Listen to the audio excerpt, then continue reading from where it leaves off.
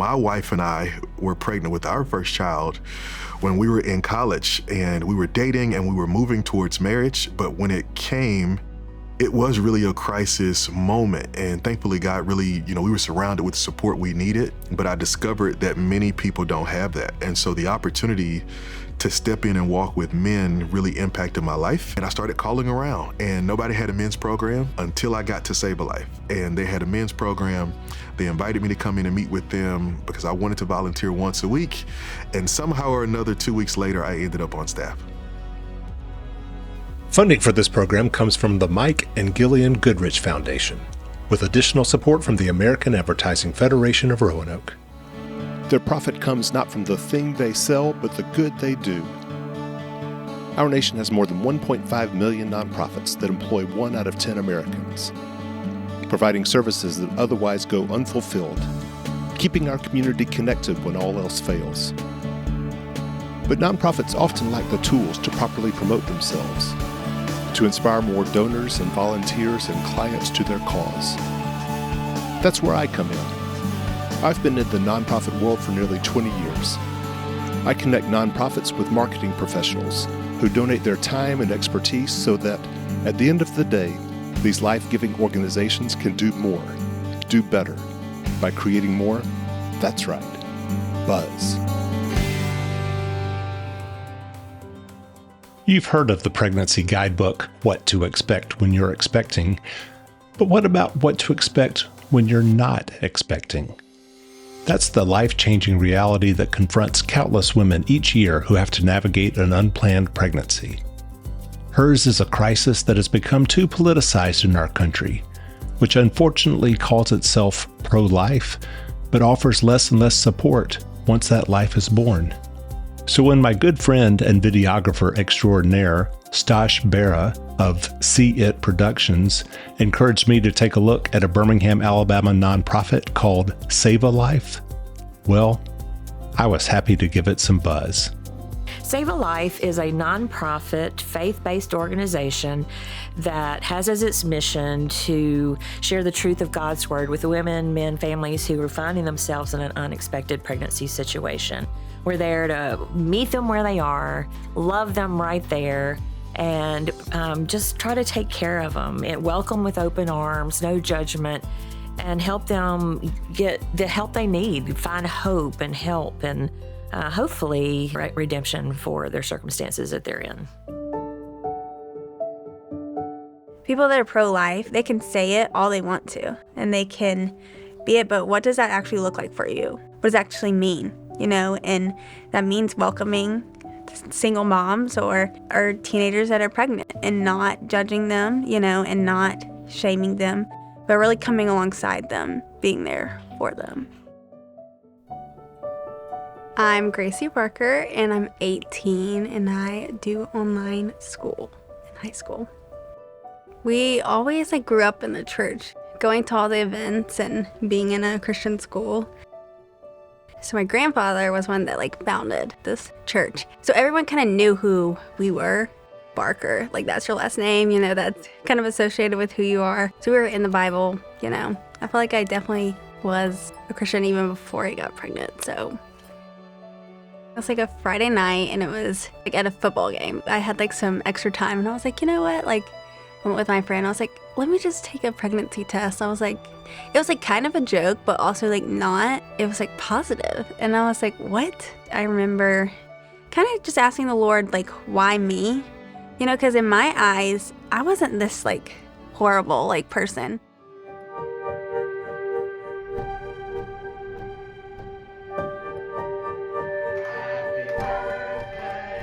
And so I actually told my parents on my birthday that I was pregnant. So that's fun. She was 17 that day, and she told me, and I really thought she was teasing at first. I really did. I was without words. Don't have sex before marriage, and if you do, you're a horrible person. They didn't tell me that, but that's kind of how I felt. I think the role Sav-A-Life played was really Gracie having an independent place she could go to, and she would be loved and supported and learn things that we may not even think about, telling her. Very educational. I like to know what to expect, different milestones with Zane. Loved working with Gracie. She was not emotional. She was there. Let's get the facts. I can tell, especially later on, she wants to be the best mom that she can be. PA has really been great. You can tell she genuinely cares about you and she prays for you. And it was also fun to be with other people that were kind of in the same, not situation, everyone has different stories, but we all had one common theme, an unexpected pregnancy.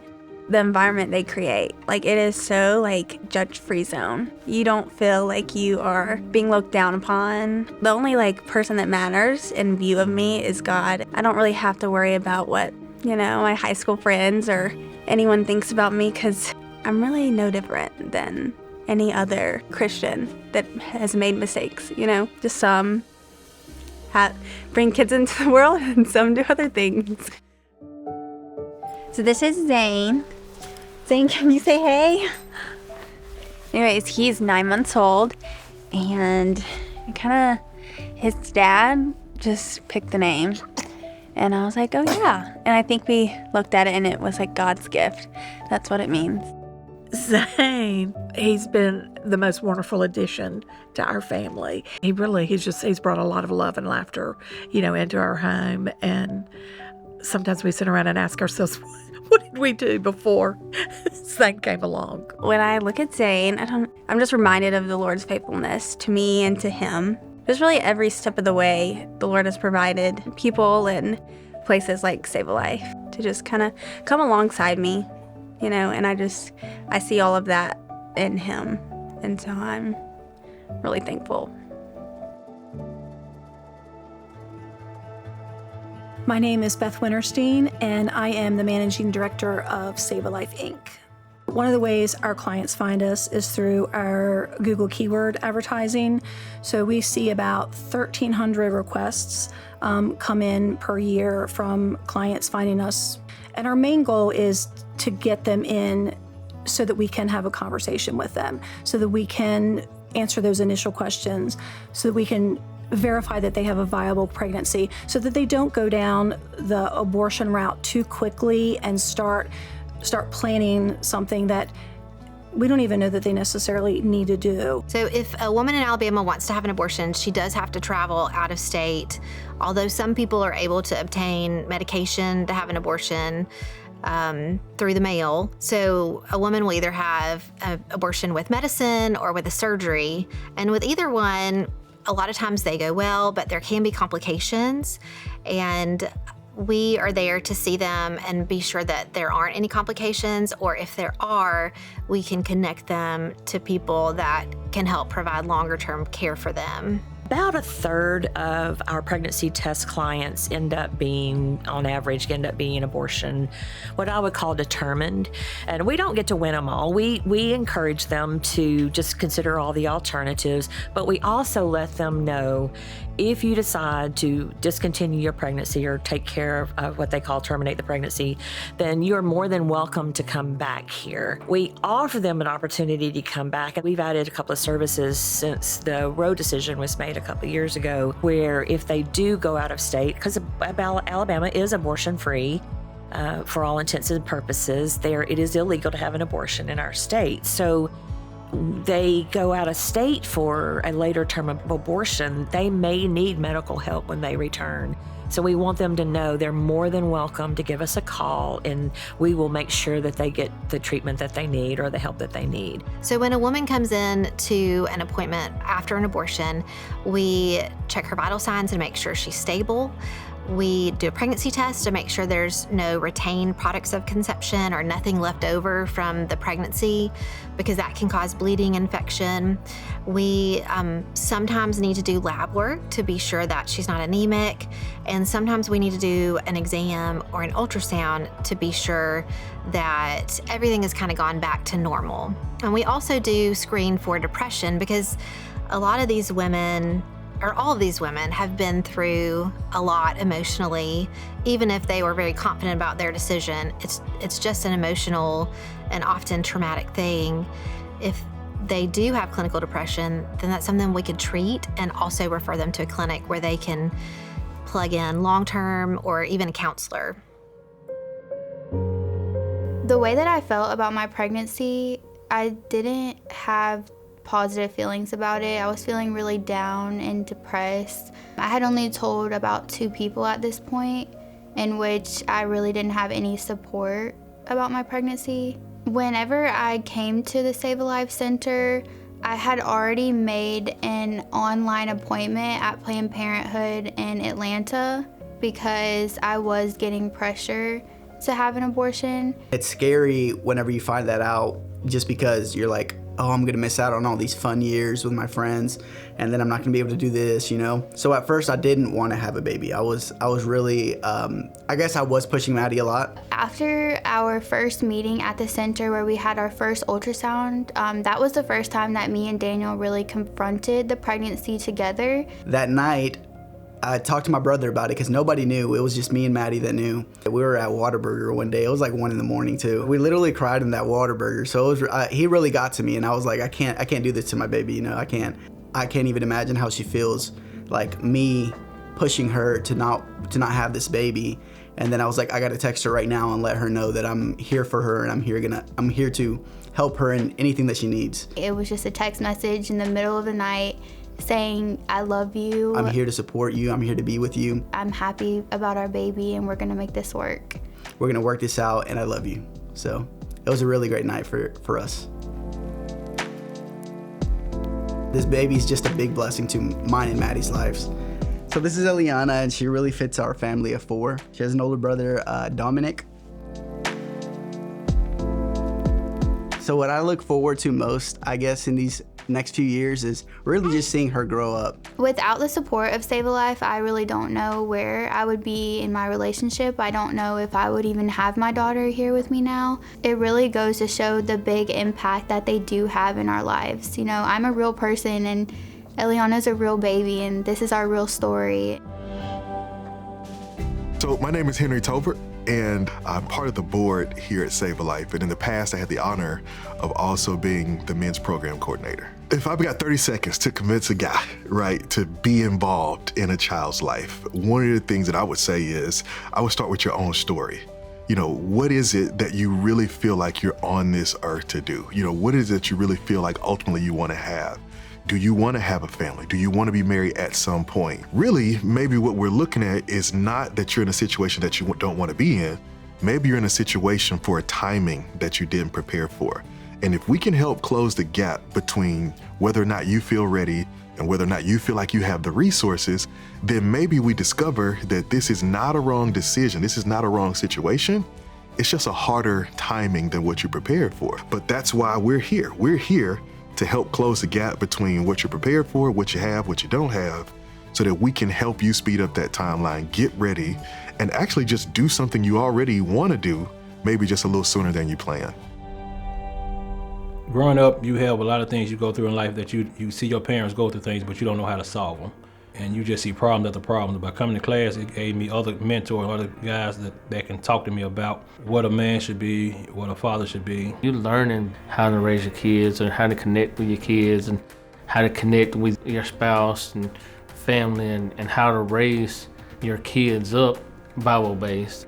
The role I believe I play is really just almost to bounce off ideas with them when we're discussing and talking about being a father. I was always opening my mouth, raising my hand to ask questions, and what do you think about this, and how did you handle that? And they always had an answer. They always had something to say. A lot of times maybe they didn't have the model. We're realizing, you know, maybe sometimes they saw some bad things, but not some good things. Get them introduced maybe to the model of what it's supposed to be a father. They women to tell them what type of man they want, but they're not teaching them how to be a man. It's just teaching them to be the man that the woman wants. So you have a male who's been through depression, divorce, having kids, he can kind of pretty much guide you in a way that a woman can't, because it's a different feel for the woman's side than the man's side. We know that the father is the most influential voice in the decision for a young lady to carry. That when a father is excited, when he's ready to go, it changes things. Like even in my own story, when my wife or my girlfriend at the time called me and told me she was pregnant with our first child, I could hear the timidity and the fear and the concern in her voice. And then when I responded with excitement and said, I'm ready, it's time for us to build this family, the tears that came from her face were not tears of fear or sadness. They were tears of joy because she knew she wasn't alone and we were ready to walk through it together. And that young man was able to make that transition all because he knew he had help. He had help. He had what he needed. He had somebody to come alongside him and say, you don't have to do this alone. My most favorite thing about being a dad is joy. Like, the kids give me joy. And what I want my kids to remember the most about me is being a good Christian man. I think being a dad is awesome. I was like, man, what I love about being a dad is I want to teach him something. You know what I'm saying? Like, I'm all giddy about, I can't wait to teach him how to swing a bat, or, you know what I'm saying, like how to catch a ball. Just little stuff like that, you know what I'm saying? Change a tire, you know what I'm saying? The greatest gift I received by coming to the class is my knowledge of being more of a parent, to be more of a father for my kids and more of a husband for my wife. I've been just touched and amazed with these men and their stories. I really have, and it's changed me. So our goal is to serve mom, not just through the pregnancy, but after the pregnancy as well and beyond. We want them to know we will walk with them throughout their journey, at least until the child is 3 years of age. So what does that look like? We have education programs, parenting education, practical parenting. We have programs for dads because we know an active and engaged dad will mean a greater outcome long-term for the child. We have gift of birth class, childbirth education. We have a program where they can earn car seats, what to expect during pregnancy. We have one-on-one mentoring where they can literally pick and choose the curriculum. So maybe they already have one child. So maybe they need to be thinking through, what does it look like with a toddler and a new baby? Or, I mean, there's any number of things and topics that we can talk through with them. Then when they earn baby bucks, when they come to those classes, and then they have an opportunity to go and take those baby bucks and shop in our beautiful baby boutiques. We've grown into 3 different locations. Right now, all 3 of our center locations have different operating names. So our ministry name is Sav-A-Life Inc., but our client name is different for all 3 locations. It's Alabama Pregnancy Test Center and so forth. We're getting ready to rebrand that so that we have one consistent name that our clients will only have to find that one. And that will be Alabama Pregnancy and Family Center. We'll roll that out later this year, and it just brings some consistency to our name, and hopefully we'll continue to grow our reputation. We're blessed with an excellent reputation since we've been around for 45 years.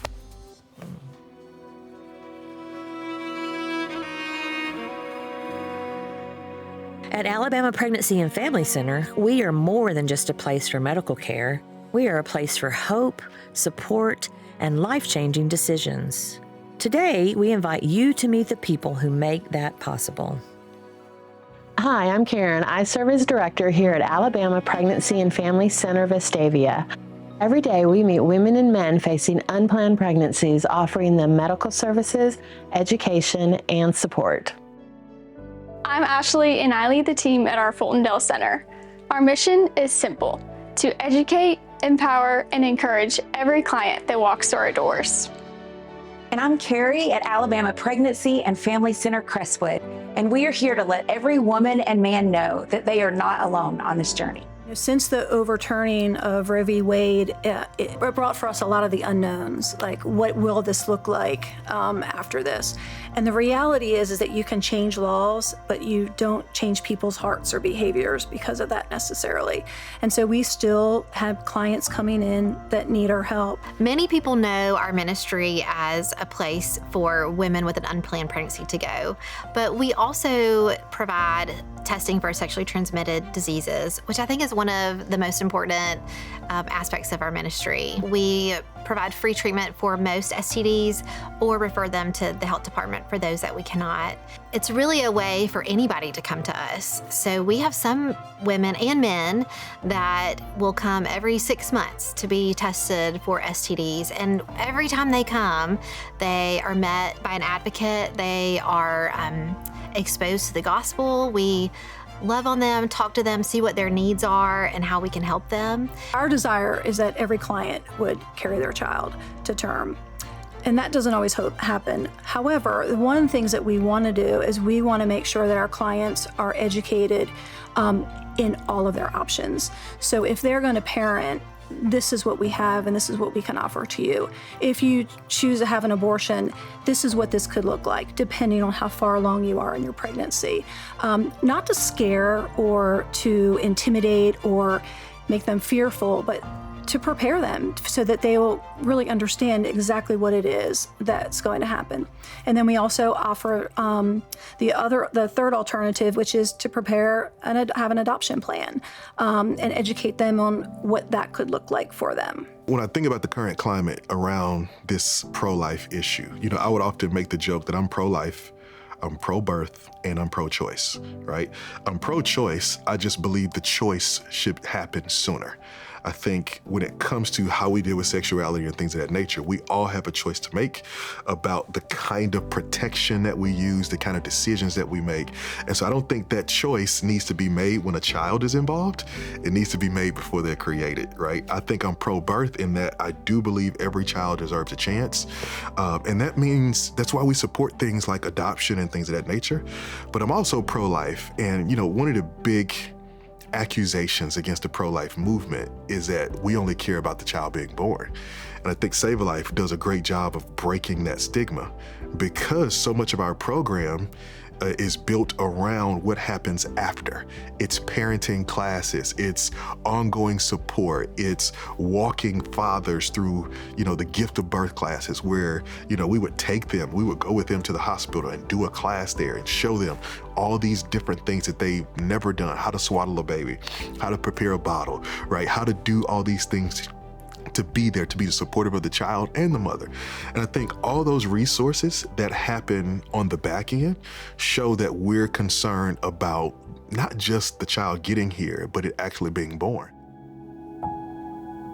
All right, baby girl, I know you're hungry, especially after being off the church. We got all that. Yeah. This is Miss Charlotte. She's the princess of the group. We have 3 boys and 1 girl.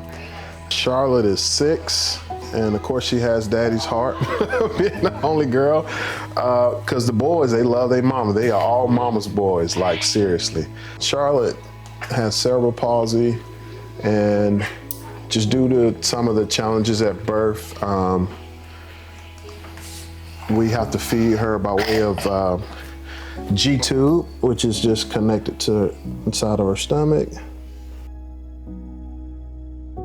Definitely challenging parenting. We have 3 in the house right now. Our 4th is in college, and I will say he was like our 3rd parent. Yeah, he was a huge help, great big brother. Right. Lennox is 9, pretty much at that age where Legos and electronics can kind of keep his attention. Are you guys playing each other? We're playing with you. Huh? We're playing with you. Legend, I think Charlotte wanted a kiss earlier from her twin. She didn't want a kiss from me. She always loves your kisses because you're her twin brother.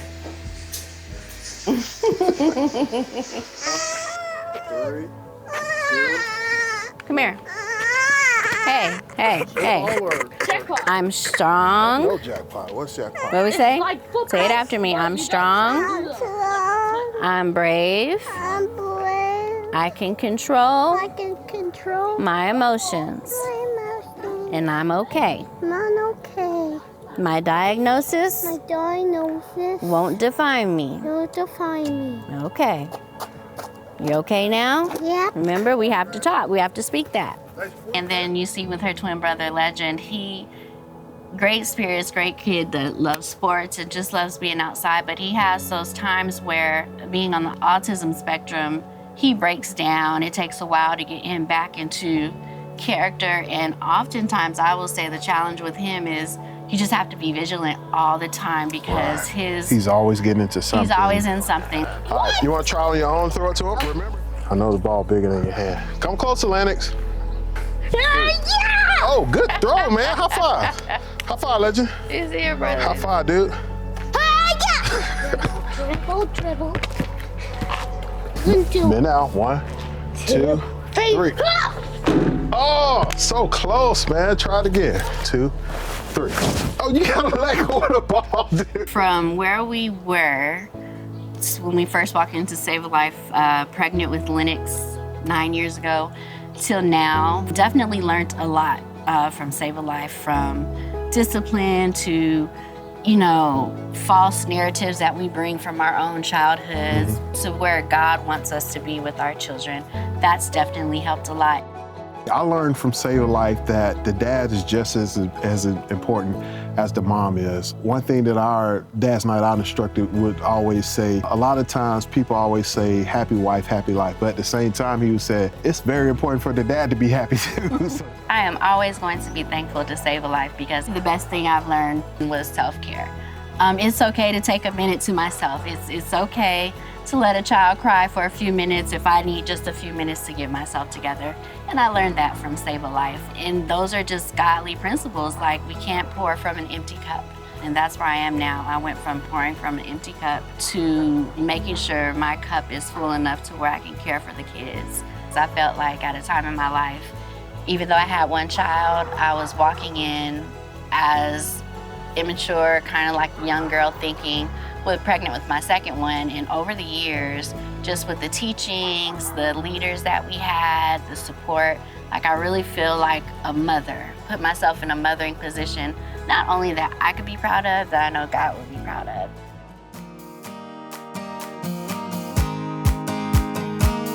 On our next episode, we provide some buzz to the nonprofit Down Syndrome of Alabama, which is working to create community and opportunity for those living with Down syndrome.